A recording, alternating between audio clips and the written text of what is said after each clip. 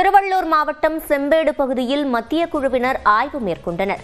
இதுகுறித்த விவரங்களை செய்தியாளர் பார்த்தசாரதியிடம் கேட்கலாம். பார்த்தசாரதி, விவரங்கள்.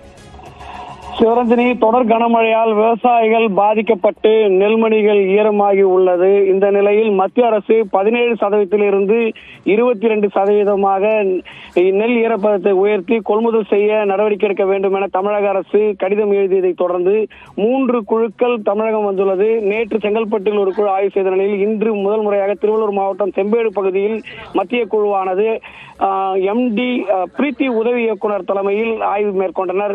அப்பொழுது மாவட்ட ஆட்சியர் மு. பிரதாப் உள்ளிட்டோரும் உடன் இருந்தனர்.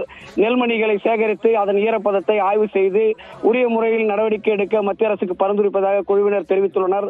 தொடர்ந்து இந்த குழுவானது தாராட்சி, ஊத்துக்கோட்டை, கச்சூர் பகுதியில் ஆய்வு மேற்கொள்ள உள்ளனர். சிவரஞ்சனி, விவரங்களை வழங்கியமைக்கு நன்றி பார்த்தசாரதி.